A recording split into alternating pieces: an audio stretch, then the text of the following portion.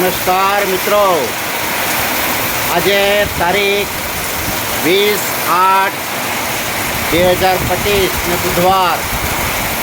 આજે કુદરતની મહેર સાથે કહેર પણ જોવા મળી રહી છે. એક બાજુ વરસાદ આવ્યો એ આનંદની વાત છે, સાથે સાથે અનરાધાર તૂટી પડ્યો છે.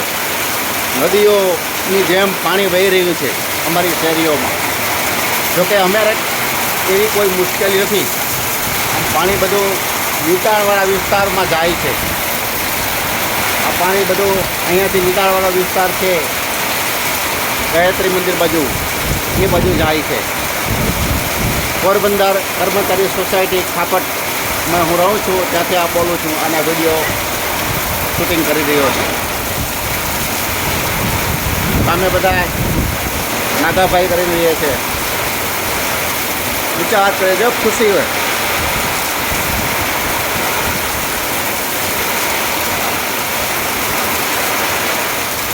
હું અહીંયા મારા ઘરની આગળ ઊભી શેડ છે, શેડની નીચે ઊભી અને શૂટિંગ કરી રહ્યો છું. જોઈ લો વરસાદનું પાણી કેવું ઝડપથી વહી રહ્યું છે.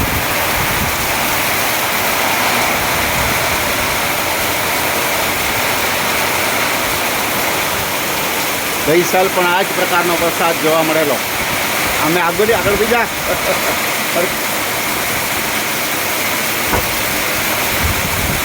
કેવો લાગે છે વરસાદ? કંઈ નથી બોલવું તારે તો. વરસાદ કેવો લાગે બોલ. એકદમ સરસ છે, ભયંકર છે. ઠીક લાગે છે.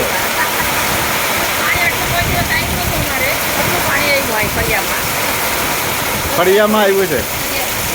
અમારું મકાન તો ખૂબ જ ઊંચું છે, એટલે મકાન સુધી આવવાની કોઈ શક્યતા નથી. વાહનો ધીમે ધીમે જાય.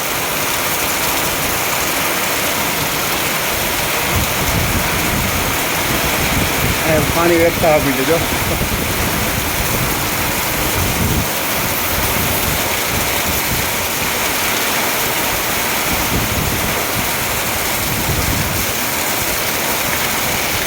એમ આપણી દેશી કહેવત છે કે મેની હાવર ના કમાય.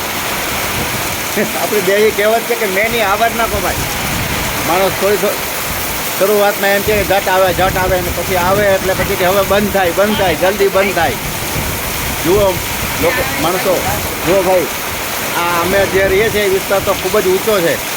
પોરબંદરના નીચાણવાળા વિસ્તારોમાં કેટલું બધું પાણી ભરાયેલું હશે, આ કલ્પના કરી શકો.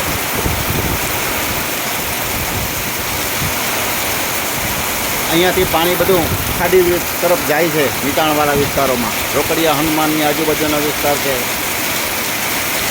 રવિ પાક છે, એ બાજુ પાણી જાય. પાણી બધું એમાં જશે એટલે ત્યાં પાણી ભરાશે.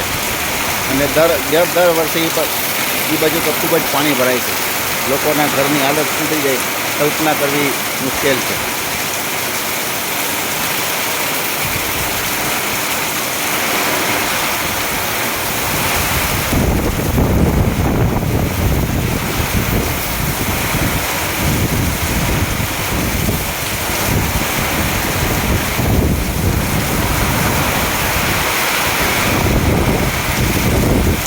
મારા સુરેશભાઈ રહે છે શિવાલિક જનકપુરીમાં.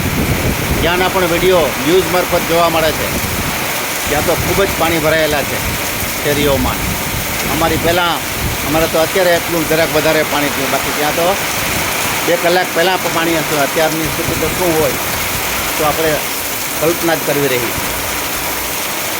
મેળાવાળા છે, મેળામાં દુકાનવાળા છે, મેળામાંથી સામાન ભરીને આવ્યા. જો મેળામાં રમકડા વેચતા હતા એ લોકો પોરબંદરના લોકમેળામાં. અહીંયા મકાન ભાડે રાખીને થોડા દિવસ માટે રહ્યા અને હવે મેળાનો સામાન ભરીને આવ્યા છે. ચાલો થેન્ક યુ મિત્રો, બાય બાય.